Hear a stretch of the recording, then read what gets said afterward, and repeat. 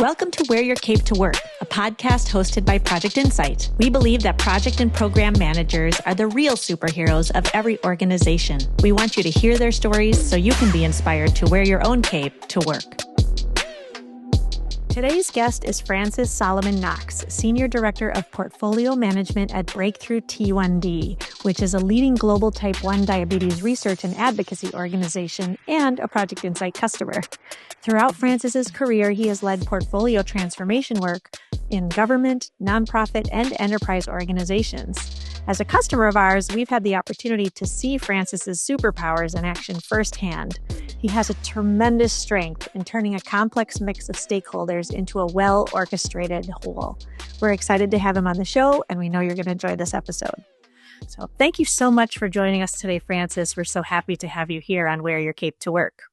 Thanks for having me, Trina and Steve, and I'm excited to share my experience and knowledge and throughout my career.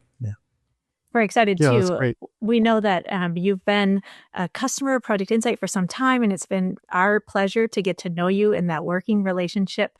Let's maybe ask about how you got into the world of project and portfolio management to begin with. Yes, I mean, it's a couple of years ago. I usually call myself an accidental project manager because my background is systems management, systems implementation. You know, I got a master's degree in computing and information systems. So I was employed in one of the companies in the UK because I spent most of my career in the UK.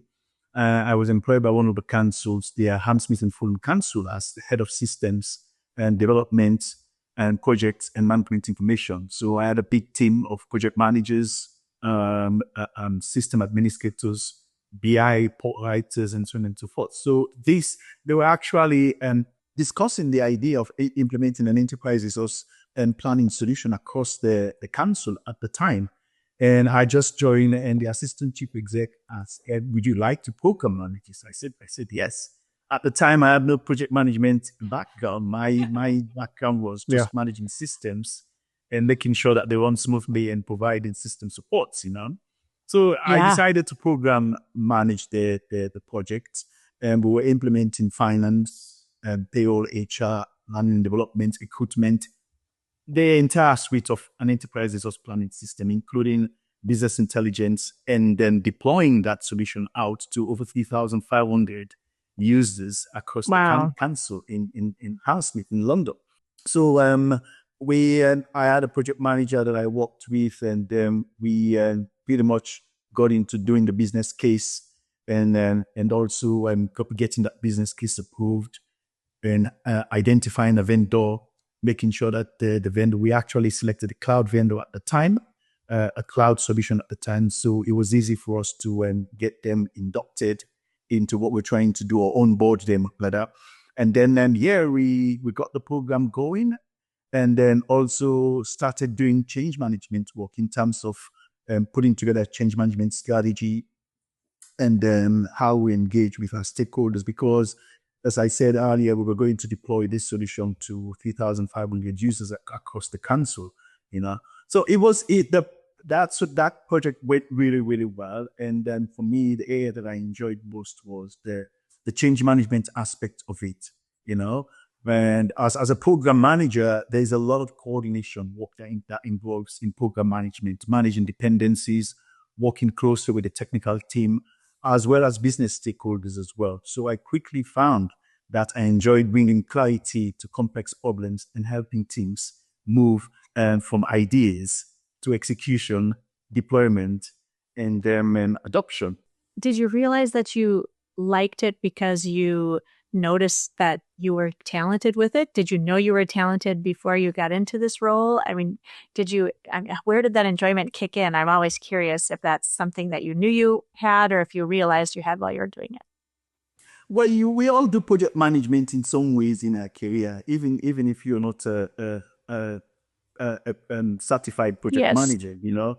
So for me, the aspect of project management that I enjoyed most was the interaction with stakeholders, and I knew I was very good with that in engaging, influencing stakeholders, trying to get buy-in from them. So using those skills plus the limited knowledge that I had with project management at the time, I was able to successfully deploy and then roll this out to the entire council to over 3,500 users successfully. Right.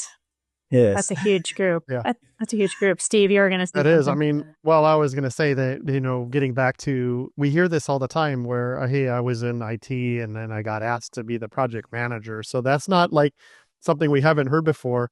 But the fact that you just got into something really big in your first project, that sounds really crazy, because a lot of times it's like, well, I had a small team of 5 people. Rolling something out to 3,500 people is a lot more challenging. And then after that, we were actually discussing merging the 3 councils together. So Hammersmith and Fulham, Westminster and City Council, and Kensington and Chelsea Council, all 3 were discussing merging. And I was part of those discussions as well, representing Hammersmith and Fulham. So as soon as I finished this ERP implementation, they asked if I could program lead the tribal.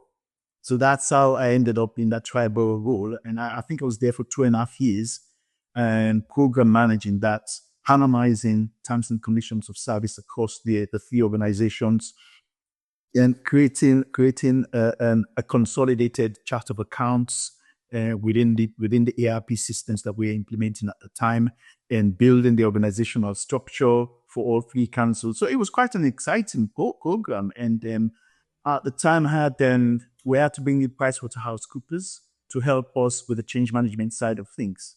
So I learned a lot from them from a change management perspective, and that program went really, really well. And some of the challenges that we had with that program was more when it comes to around harmonizing terms and conditions to service across the 3 councils, because some people don't want to let go of the good benefits that they have, So dealing with the unions it was a nightmare, but we got there eventually. So we were able to harmonize, we were able to merge, and we were able to deploy the solution across all 3 councils. I love those 3 words: harmonize, manage, deploy. Deploy, yes. Well, that's some of the things I was noticing in your implementation at Breakthrough, was that you were able to somehow diffuse any little thing that people might be concerned with. You handled them. I was like, wow, that was magic. Yeah, it's based on experience. Right.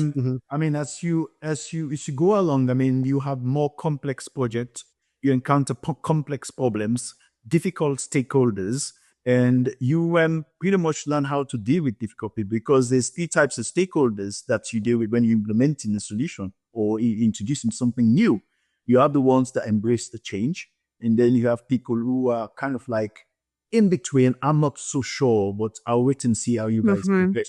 And then you have the ones who are outrightly against change, So you have to devise a change management strategy to be able to combat those 3 sets of group. And at the end of the day, and try and secure some kind of alignment and then agreement across those 3 groups before that solution is ready to be rolled out, or whichever change that you're rolling out in ourselves.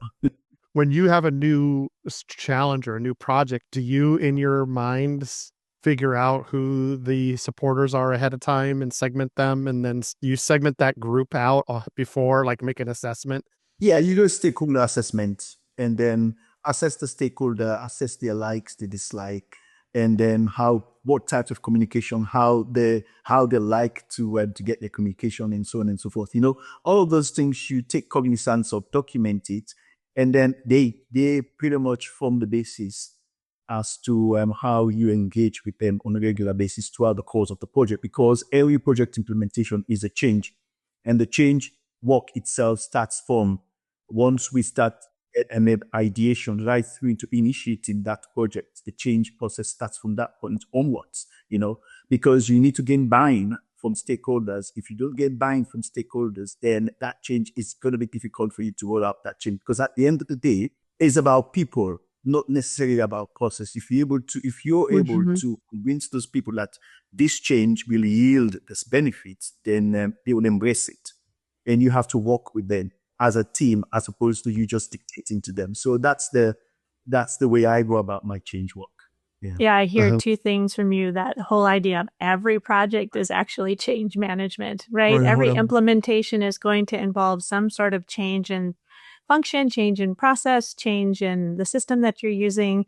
So there's change involved on the daily, and getting those early adopters in ahead, like you were mentioning, Steve, and you said you were doing, Francis, is probably your best place to begin, right? If the early adopters can sway that middle group that weren't sure on the fence, you may not always have that last group that is kind of digging their heels in, but if you can win the majority over, then the ship keeps moving forward. Yes. That's great. I mean, he's talking like, oh, of course, It'll this is just just a happen. day in the park. Yes, But right. I think a lot of project managers are challenged by that. Yes, I do too. I don't think it's easy. No, and we know that each project manager brings, special skills and talents to the equation, and yours probably is this comfort with managing stakeholders around change and something that's going to be an adjustment. But let's go back and talk a little bit about Breakthrough T1D so that people know the type of work that you're doing right now. Tell us a little bit about the company. What is their work and what is it like to work as a portfolio director there at the company?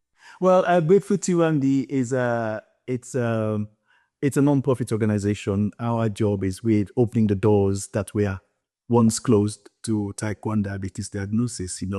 We're actually leading the way to a more effective solutions to connect the brightest minds. So we have like a research department that works with those scientists to be able to advance treatment for type 1 diabetes. We also influence policy also in Congress, in DC. Oh yeah, lobbying.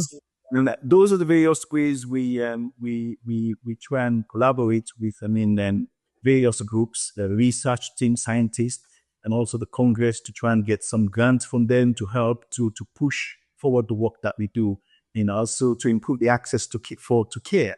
So by driving this innovation forward, Breakthrough T1D will make type 1 diabetes a condition of the past.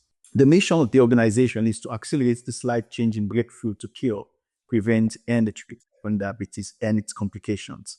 So that is our mission. And from our own area, for example, the technology team where I'm based, our job is to provide the tools, systems necessary to support our constituents and our donors, to ensure that they have that seamless user interaction with us, and giving them that the courage and the support to log into our systems, explore and see what we do, and make donations to the cause. Pretty much, yeah.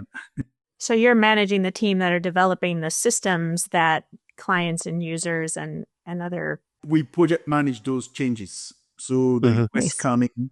And then we assess the request, requirement comes out of it, and those requirements form things like solution design.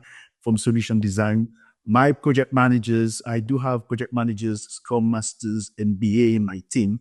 So they pretty much drive the process from an ideation with the business, right, through to initiation, planning, execution, and monitor and control, reporting back progress, and until we deploy that change, and also involving the change team to help gain adoption as well. So that's what my team do, is pretty much taking the organization through a journey from start right through to they have a solution that they use to do their jobs on a daily basis. And the same for our donors as well and constituents. So you're working with your team to manage the work of the technical team, and the technical team is connected to all the other teams, the scientists, the lobbyists, the other operations teams. Yeah, being I would call myself a project manager in Breakthrough T1D, it is challenging, and at the same time rewarding as well, because the role of a project manager within Breakthrough T1D pretty much orchestrates people, priorities, and progress. So technology investments deliver measurable impact for the organization, So from a project management perspective, our responsibility, we are like owner and we own and deliver outcomes pretty much. So we are responsible for end-to-end delivery of initiatives from intake and planning through execution, launch, and also close out, So success isn't just on time and on budget, but also it's on delivery and intended business value. From a portfolio perspective, when you talk about portfolio, we're talking about value management. What value this portfolio is bringing to the organization, as opposed to project and program. We talk about benefits. So that's the difference between those two. I was headed there in my mind too, in this segue of, wow, these are a lot of things happening under one giant organization. And there are initiatives that serve your mission, for Breakthrough T1D. And it's not just checking off this project or this thing to be delivered or this, requirement to be met, but each of those has to inform that strategic motion forward into the future for the company's mission. And that's where a lot of companies struggle without project managers at the helm, because it just becomes a matter of we're just checking off a bunch of tasks, and do they actually inform or fuel this mission forward? That portfolio management is a great picture for successful companies to have. And absolutely, because that's what we do for the PMO team that I manage. Our role is being accountable for the full picture of work across the organization in terms of technology. Investment it's not just individual projects. It is the strategic leadership role that I play in terms of the role focused more on making sure that the right work is being done in the right way across the organization and at the right time to deliver the most value to Breakthrough T1D. You see, like I said, portfolio focuses more on doing the work right. Whilst projects focuses on doing portfolio focuses on doing the right work, whilst project focuses on doing the work right. So that's the difference between the two, And in saying that is any initiatives that comes into the project management team or PMA, and then has to be assessed against the strategic objectives of the organization. You see, so we have 3 strategic objectives that we assess our projects against. They have to. For example, this one was deepen engagement and support. Another one was operational and financial support, and so on and so forth. So whoever is sending requests in, they need to align those requests with one of those 3 strategic objectives. And we also have business drivers as well that goes with those requests. And the business drivers helps in terms of prioritization. Right. And things come in. We've had, it's really nice to look at that as an ideal, right? We've got these initiatives, we've got this business value that we want to bring. This is the prioritized order that we'd like to work with. It seems logical. And then there's always a pet initiative that pops up, or a new project that has to happen, or some system is no longer going to be available to us. And so we have to pivot and do something else.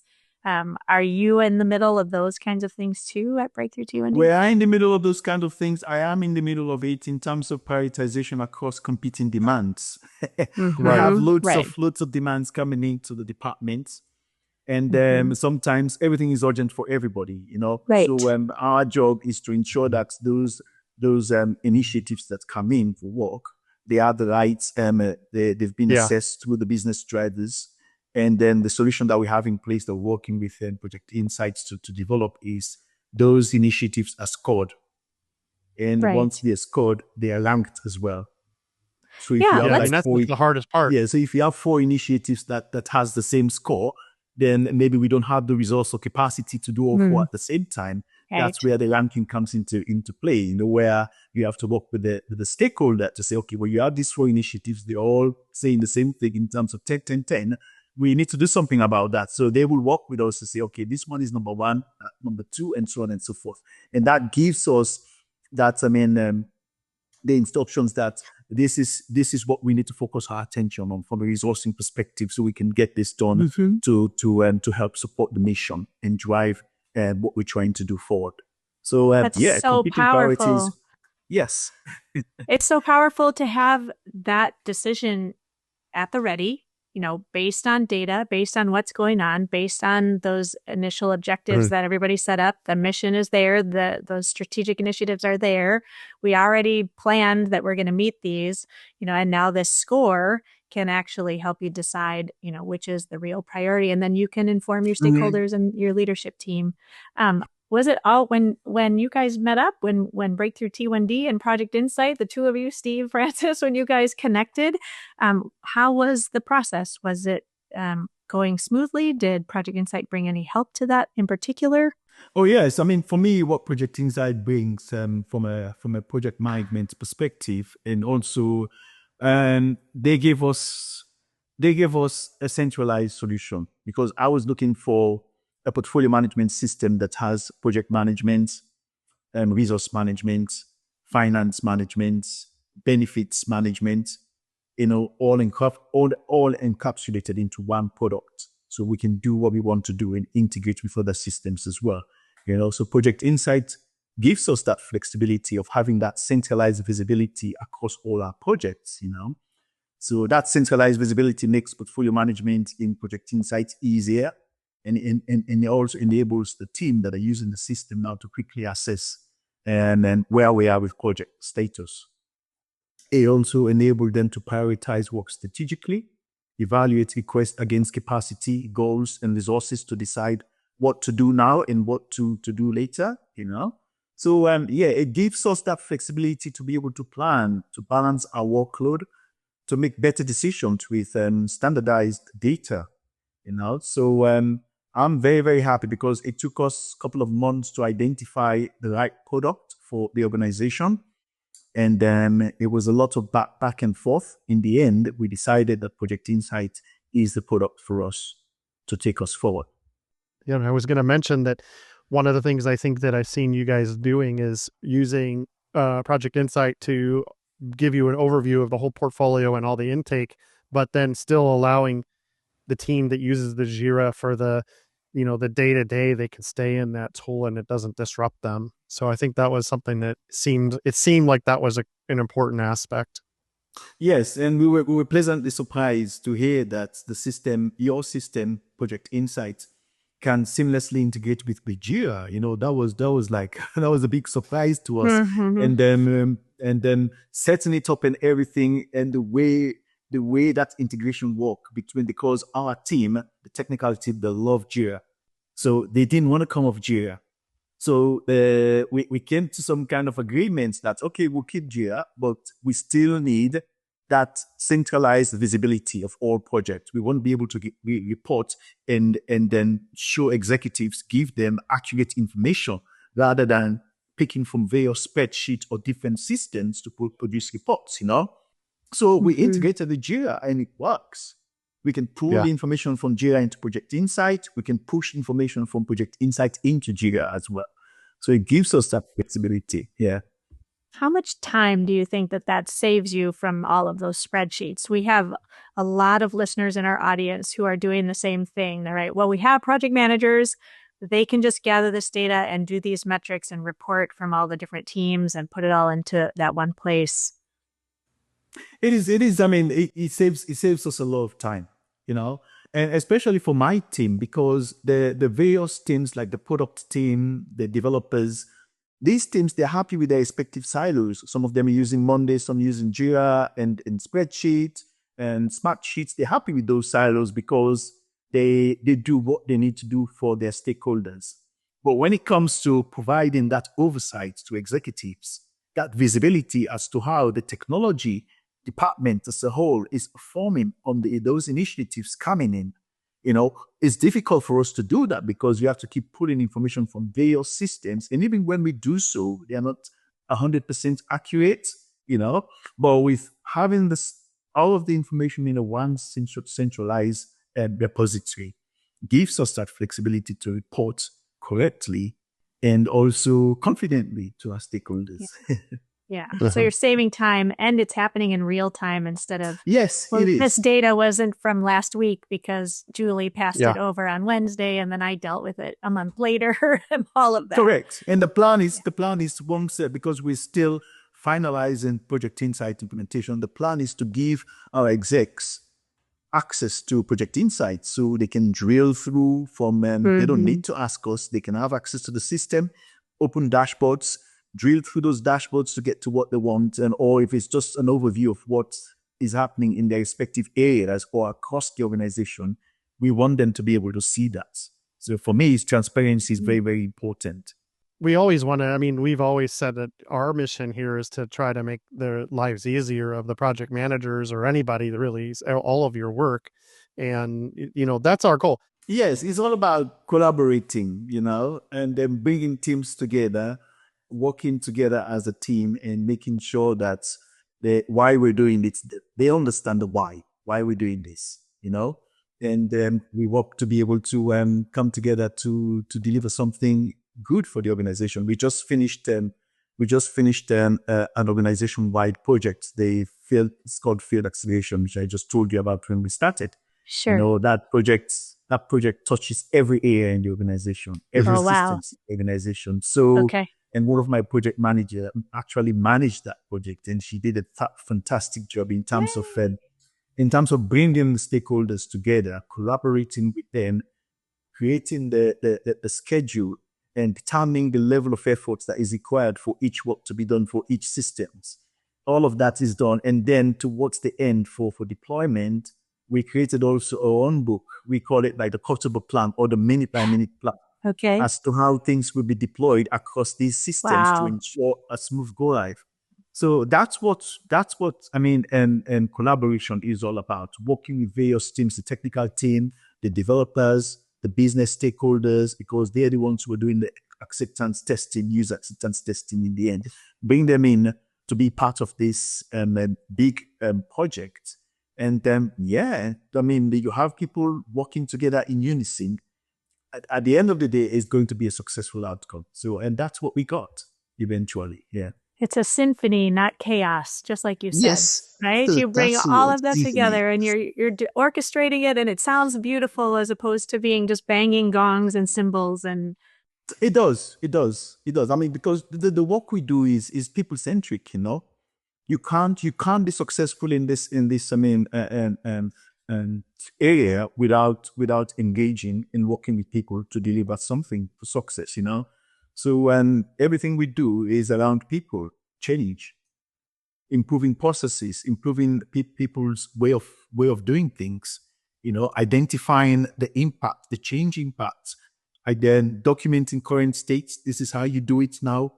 And this is how you're going to be doing it. And this is the change impacts. These are the things that you need to take cognizance of, for in using the new change, So, yeah, I like it. I enjoy doing it. Can you think of maybe something that might help each of our audience members, what to focus on when it comes to getting to know your stakeholders and having them build trust in you? What is a key point that you would recommend? It's about trust. You have to be able to trust and influence stakeholders.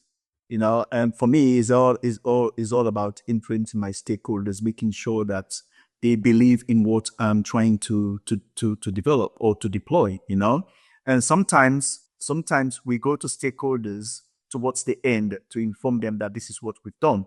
And that's not project management. That's not change management. Change management and starts from the beginning where you get the stakeholders involved. And when you involve the stakeholders, they become part of that community. They feel value.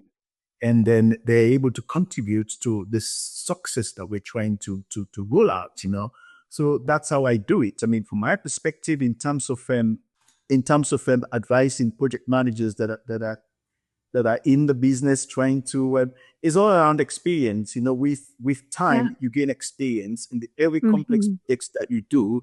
You meet different people. You apply change in different ways, because the way I did change when I was in Tribal in London was different from the way I implemented change in another organization as well. So I learned from my mistakes, and I incorporated new things that I learned from previous into that, and so on and so forth, until I get to them up to this point.